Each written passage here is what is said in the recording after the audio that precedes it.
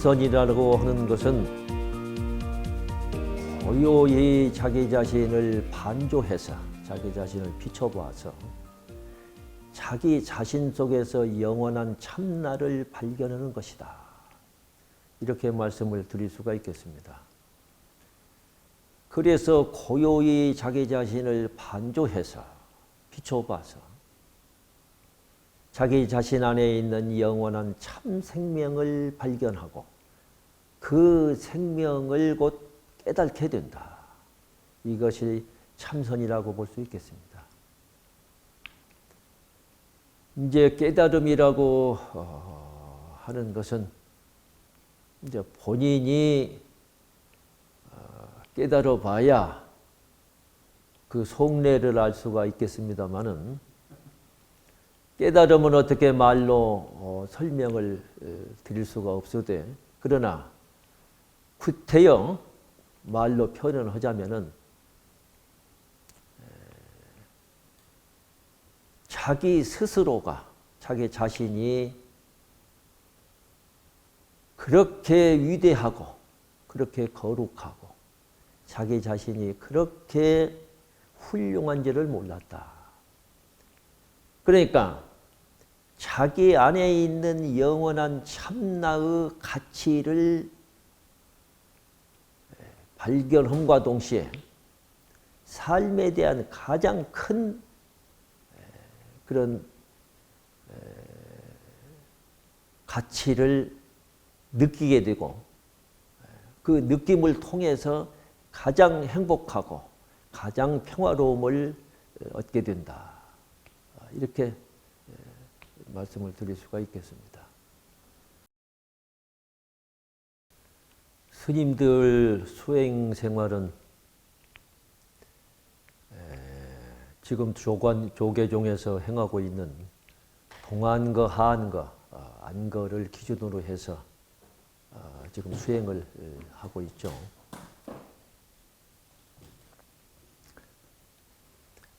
이 안거를 하게 되면은 대중이 우선 제방에서 자기가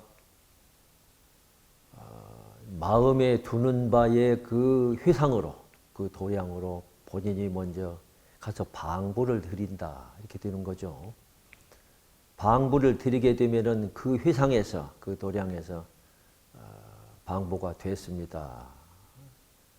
그 회상에서는 물론 그 스님이 어떤 스님인가 하고 갈말을 하겠죠. 갈말을 해서 그 회상에서 방부가 결정이 됐습니다. 하게 되면은 그 선원, 그 총림으로 안거를 맞이하기 위해서 들어가게 되는 거죠. 그러면은 그 선원 그 회상으로 들어가서 안거를 맞이하게 되면은 우선 방을 짜게 됩니다. 방이라고 그런 것은 한철 동안 사는 동안에 다 소임이 이렇게 정해지는 거죠. 예를 들자면은 입승소임이랄지 청중소임이랄지 또는 명등소임이랄지 지전소임이랄지 다 이제 또는 이제 뭐 정통소임이랄지 수두소임이랄지 다각소임이랄지 다 소임을 이렇게 맡게 됩니다. 그 소임대로 규칙이 엄격하게 정해지게 되고 그 엄격하게 정해진 그 소임대로 100일 동안을 산중 출입을 금하고 대중이 똑같이 새벽에서 밤중까지 함께 그렇게 선원에 같이 똑같이 입성스님이 죽비에 맞춰서 그렇게 입선을 하게 됩니다. 그런데 그렇게 한철 동안을 안거를 하게 되는데 그 옛날에는 그 안거를 마치고 나게 되면은 속담에 큰 중병을 앓고 난 사람과 같다. 안거가 그만큼 힘들고 어렵다는 것이죠. 중병을 앓고 난 사람처럼 아주 초췌해지게 된다. 그렇게 안거를 법답게 수행자답게 안거를 잘 맞추고 나게 되면 본인이 얻은 바가 있지 않겠습니까? 그 얻은 바 그 소식을 곧 자기가 시인하고 있는 큰 대종장 스님, 조실 스님, 방장 스님한테 찾아가서 제가 이번 이 한철 동안에 이렇게 정진과 공부를 해서 제 경계가 이렇습니다 하고 가서 점검을 받고 가서 간택을 받게 되는 거죠. 이렇게 성숙되고 이렇게 안거를 맞이함으로 인해서 우리 출가 수행자들은 한철 그렇게 지내게 됨으로 인해서 수행에 대한 틀이 딱 잡히게 되고 수행자에 대한 그 거룩한 수행력을 갖추게 된다. 이것이 곧 우리 출가인들이 가져야 할 그러한 출가의 그 수행 얘기라고 할 수 있겠습니다. 화두는 먼저 깨달았던 조사스님들, 먼저 깨달았던 큰 대선지식 스님이 화두를 만들게 되는데 보편적으로 화두에는 1700공안이다. 1700개나 이렇게 이제 있게 됩니다. 근데 화두는 말이 화두지 화두는 알 수 없는 것이 화두다. 그러니까 화두는 의심을 딱 던진다. 문제를 딱 던진다. 그 문제를 던졌던 그 문제를 푸는 것이 곧 화두다. 이렇게도 볼 수가 있습니다. 그래서 예를 들자면은 이 먹고 하는 이 화두가 있는데 이 화두는 여러분들이 차 운전을 해 보셨겠지만은 차 운전을 하는 운전수가 있기 때문에 차가 운행이 되는 것이고 움직이지 않습니까? 그렇듯이 이 몸도 운전하고 있는 그 한 주인공이 있다 그 말씀이야. 그 주인공이 대체 뭔고? 이렇게 의심을 물고 들어가는 것이 곧 화두다. 이렇게 볼 수가 있겠습니다.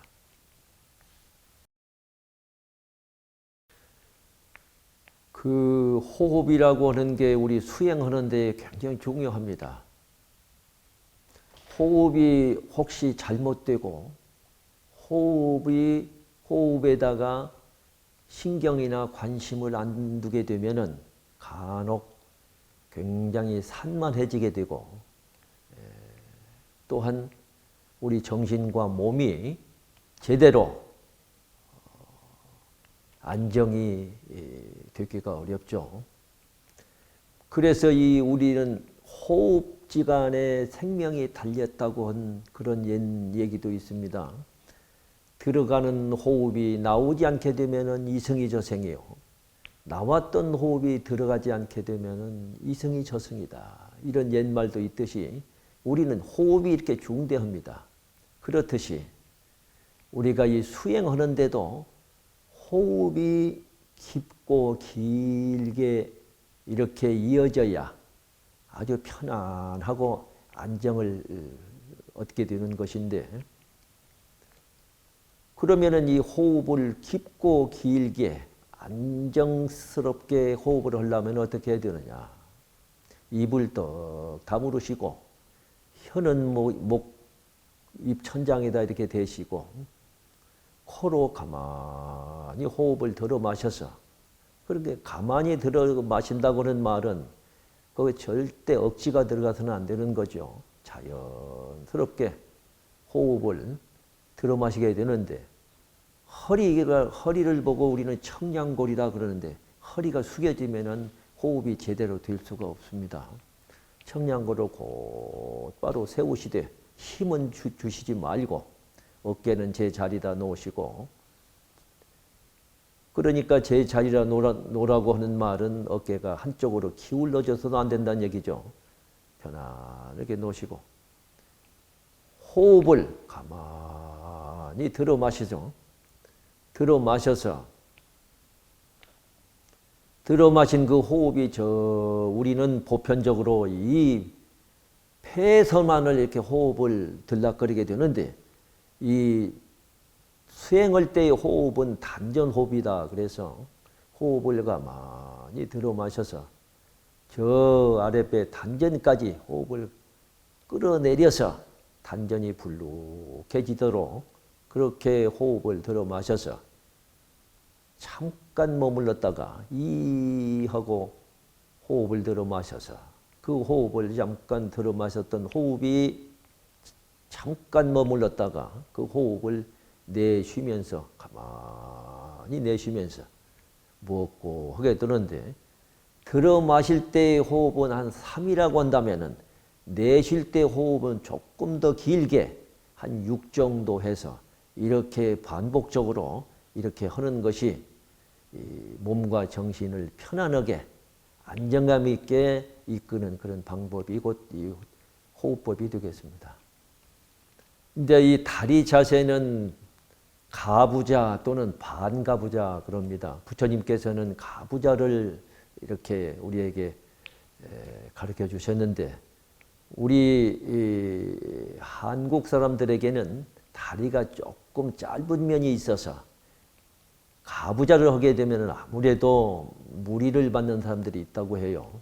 근데 반가부좌, 오른발을 무릎 위에다 올려놓고 왼발을 밑에 하고 이렇게 편안하게 하고 손을 예쁘게 이렇게 일을 쳐서 자기 복숭시 위에다가 가만히 이렇게 앉혀놓고 그러고 허리를 곧 청량골을 꼿꼿이 우리는 세워야 합니다. 청량골이 숙여지게 되면 금방 소마가 들어오게 되고 호흡이 제대로 되지 않고 이 안에 있는 오장육부가 편안하지 않습니다. 그래서 청량골을 곧게 이렇게 세우시고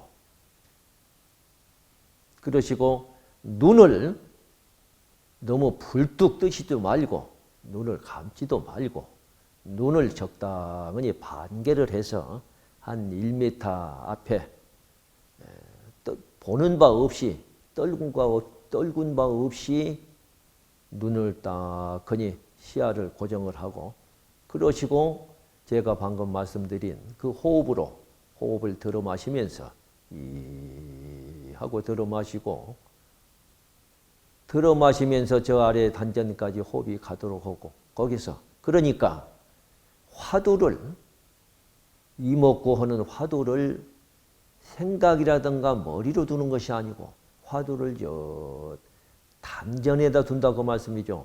단전에다 화두를 또 두시고 그러면서 관을 하고 염을 하면서 그러면서 내쉬면서 먹고 하고 이렇게 간절한 것이 곧 사무쳐야 합니다. 그래야 참선이라고 할 수 있는 것이지 껍데기로만 형식으로만 해서는 도저히 참선이라고 할 수가 없는 것이죠. 곧 제가 방금 말씀드린 이런 자세와 이런 호흡법 또 이런 화두를 들게 되면은 하루가 가고 이틀이 가고 한 달이 가고 1년이 가게 되면은 본인도 모르게 사무쳐지게 되고 간절하게 되는 것입니다. 그때가 오게 되면은 참 좋은 때다고 이렇게 말씀드릴 수가 있겠습니다. 이 책은 인천 용화사에 계시는 송담 큰 스님께서 만드신 책입니다. 당신께서 얻은 바에 대한 그 분명함을 이 책을 통해서 이렇게 다 말씀을 하신 것 같습니다. 수행을 하고 또 참선을 하는 사람은 필히 이 책을 봐야 할 그러한 분명함이 이 책 속에 들어 있습니다. 이 책을 봄으로 인해서 왜 수행을 하고 왜 참선을 해야 되는가? 참선은 곧 우리에게 어떠한 중요한 의미를 주고 어떤 중요한 뜻을 주는가? 그러한 내용들이 이 책에 분명히 들어 있습니다. 그래서 이 책은 조금도 망설이지 마시고 확실하게 이 책을 보셔서 이 책에서 곧 크게 얻은 바가 많이 있으리라고 생각을 해서 곧 권고의 말씀을 드립니다.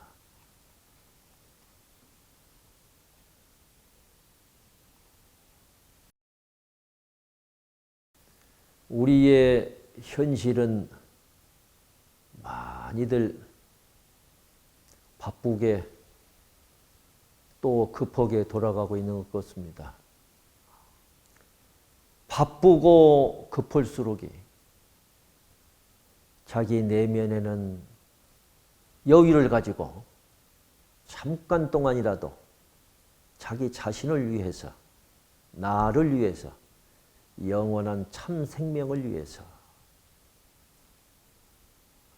하루에 한 5분씩이라도, 하루에 한 10분씩이라도 곧 이 참선을 곧 하시기를 권고히 말씀드립니다.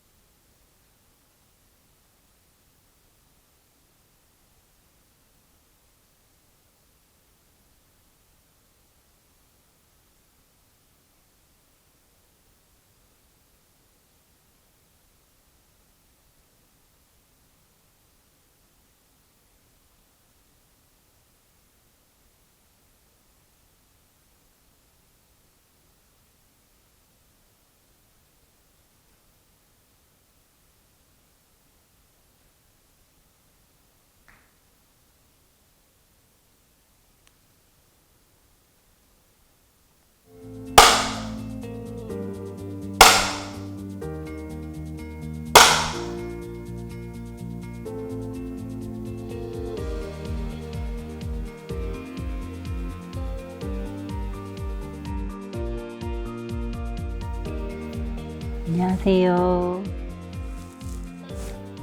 오늘은 동다송책을 오침법을 이용해서 만들도록 하겠습니다. 먼저 준비물은 동다송책, 바늘, 실, 가위가 필요하겠습니다.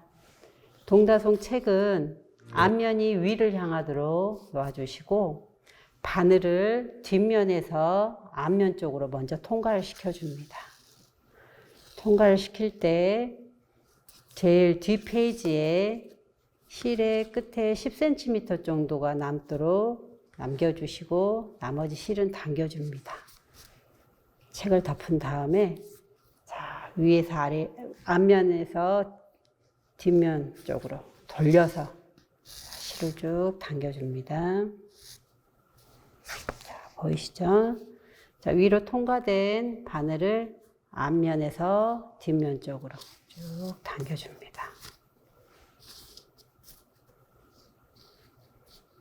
자, 뒤로 온 실을 감아서 다시 앞면에서 뒷면으로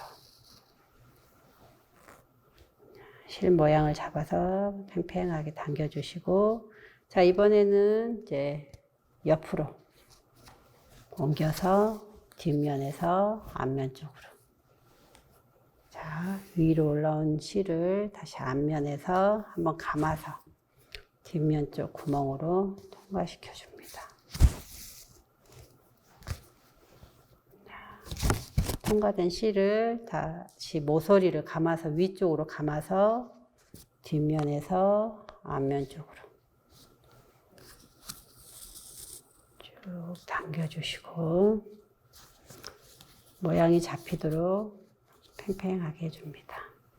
자, 다시 옆쪽으로 이동해서 앞면에서 뒷면 쪽으로 당겨주시고, 자, 보시면 구멍이 보이죠?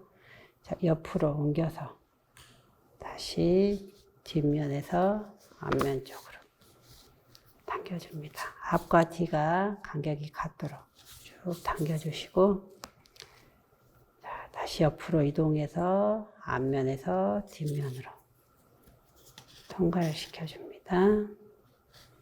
자, 한번 감아가지고 다시 앞면에서 뒷면으로 감아서 쭉 당겨주세요. 뒤에서 뒷면에서 앞면 쪽으로 쭉 당겨주시되 실이 항상 헐거워지지 않도록 쭉 팽팽하게 당기면서 합니다. 자, 한 번 더 감아서 뒷면에서 앞면 쪽으로 쭉 당겨주시고, 이번에는 위쪽으로 감아서 다시 뒷면에서 앞면 쪽으로 감아줍니다. 자, 윗면에서 뒷면으로 당겨주시고, 자, 옆으로 이동을 해서 감아주시는데, 이때 바늘을 제일 뒷 페이지만 통과를 시킵니다.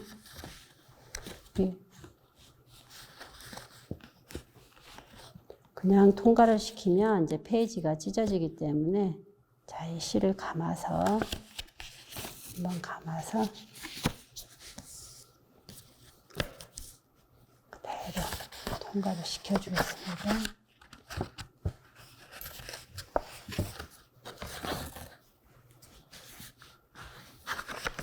자, 맨 뒷페이지 모습은 이렇습니다. 이때 실이 헐거워지지 않도록 모양을 잡으면서 쭉 당겨주시고 바늘을 빼줍니다.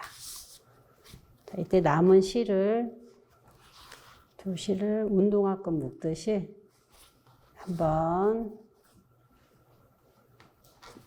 두 번 묶어서 팽팽하게 당겨주시고 가위를 이용해서 끝 마무리를 해줍니다. 자, 마무리한 책을 보시면 뒷모습과 앞모습이 같이 오침법이 완성이 되었습니다. 동다송책을 보시면서 여러분의 명상 생활에 많은 도움이 되었으면 합니다. 감사합니다.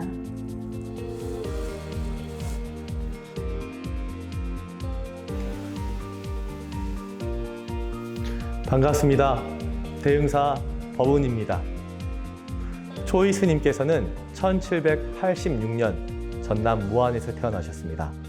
그리고 15세 되던 해에 전남에 있는 운흥사에서 출가를 하시게 되고 19세 되던 해에 월출산에서 바다 위로 보름달이 떠오르시는 걸 보고 호련히 깨달으십니다. 그 이후에 다산 정약용과의 만남, 추사 김정희의 만남에 있어서 당대를 살았던 사대부들에게 차와 시를 설명하시고 그 당시에 엄청나게 유행하게 됩니다. 초이 스님의 저서로서는 다신전과 동다송이 있는데 그 두 책 덕분에 아직까지 우리 후학들에게 차는 어떻게 만들고 어떻게 마시며 우리 동방의 차, 즉 한국의 차의 우수성을 널리 알려주었다고 해도 과언이 아닐 것입니다. 저희 해남 대흥사에 사는 스님들께서는 고구를 기점으로 제다를 하게 됩니다.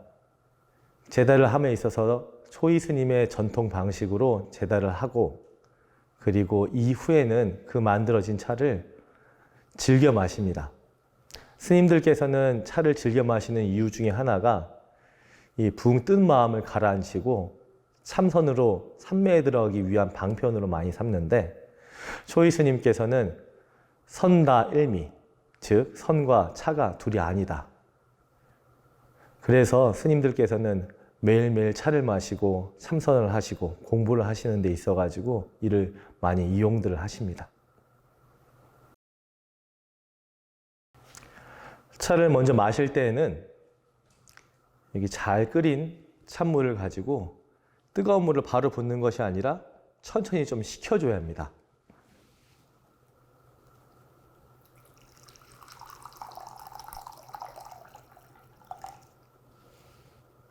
그리고 마실 잔을 찬기가 사라지게 데펴줘야 되는데 여기서 이런 다구가 없으신 분들은 간단한 머그잔을 좀 데워주시길 바랍니다. 그리고 따뜻한 물을 벗어 찻잎이 퍼지는 것을 보고 드시면 됩니다. 먼저 찻잔을 오른쪽부터 왼쪽으로 데우겠습니다.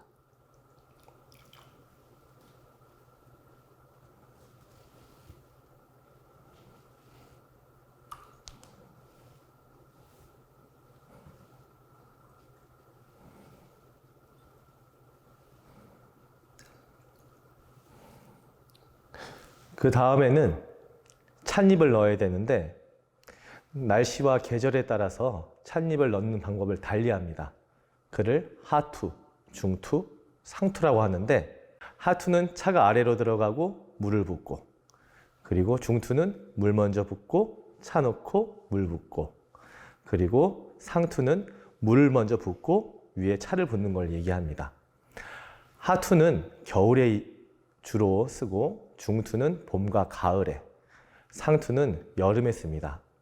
지금은 시기상 봄과 가을에 속하니 중투로 차를 넣게 있습니다.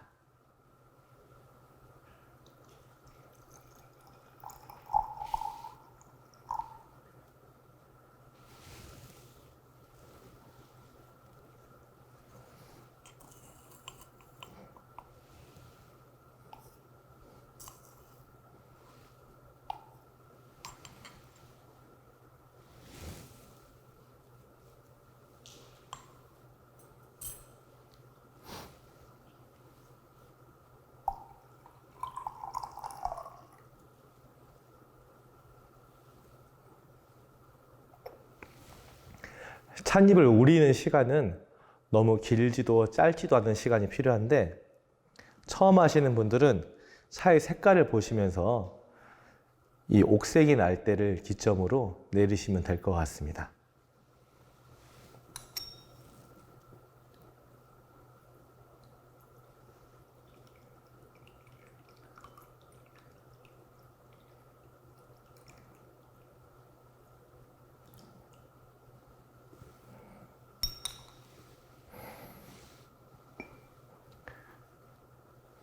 차를 따를 때는 오른쪽부터 왼쪽으로 한 번에 다 따르지 않고 3분의 1씩 채우고, 그리고 마지막에 더 추가하는 방법으로 하겠습니다.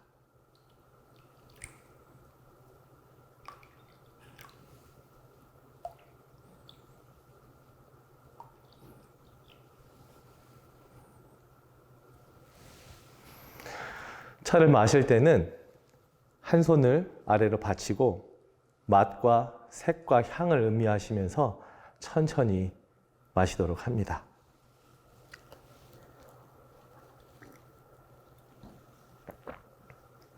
마실 때는 후루룩 소리가 안 나게 천천히 음미하도록 합니다.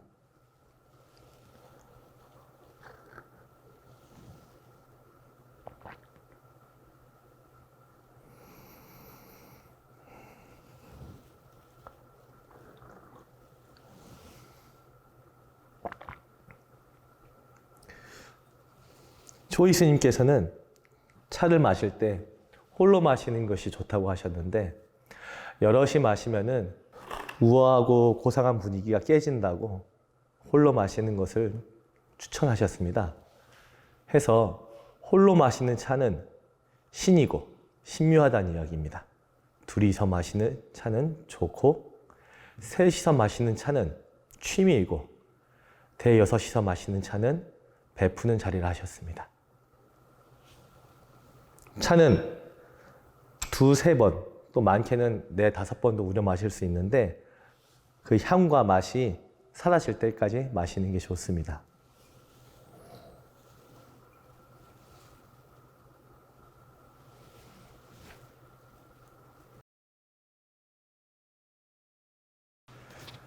이 동다송은 1786년 초이 스님이 53세가 되던 해에 정조의 사위인 홍현주의 다도를 알려달라는 청으로 스님께서 동국의 차를 칭송하는 글로써 7원 31송의 시조로서 집대성한 책입니다. 저희가 같이 읽어볼 장은 그 마지막 장인 초이 스님이 흰 구름과 달을 벗삼아 차를 마시는 경지를 노래한 마지막 장을 한번 읽어보겠습니다.